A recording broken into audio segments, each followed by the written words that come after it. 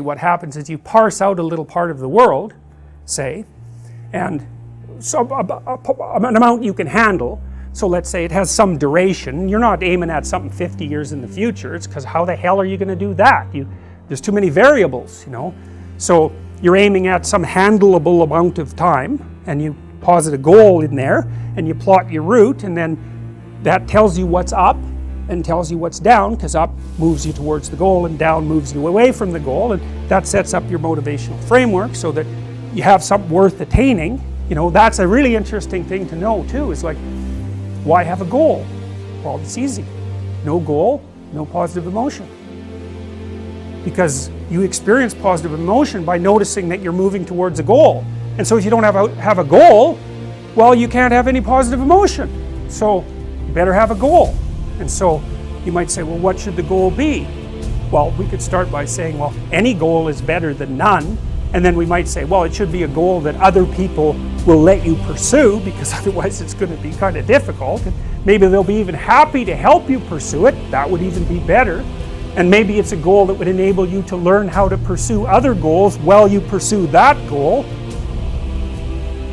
One thing to remember is that if you don't erect a hierarchical structure with something to aim at, you got no positive motivation, because you experience positive motivation in relationship to a goal, not from attaining the goal. That's satisfaction. And besides, it's fleeting. You know perfectly well. You graduate from university, poof, next day you have a problem, which is what do you do next? And that's a tough problem. It's not like you've solved your problems by winning that game. You just introduced the problem of having to introduce another game. So it's unreliable as a source of positive emotion, but what's reliable is you set a goal and you try to attain it, and then that gives your life, that literally provides your life with meaning. There's the idea of the noble aim, and it's not something, it's something that's necessary. It's the bread that people cannot live without, right? It's not physical bread, it's the noble aim. And what is that? Well, it was encapsulated in part in the story of Marduk. It's to pay attention, it's to speak properly, it's to confront chaos, it's to make a better world. It's something like that.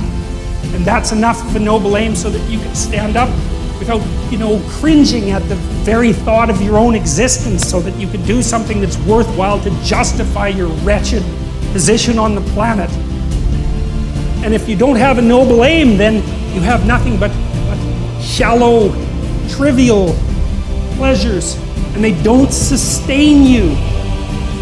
Our true path, and our true path should be something like, imagine the noblest aim that you can conceptualize, and then sacrifice your life to attempting to attain it. And there's nothing in that that isn't good for everyone. And so, apart from the fact that it requires a lot of responsibility, I just can't see why everyone wouldn't do that.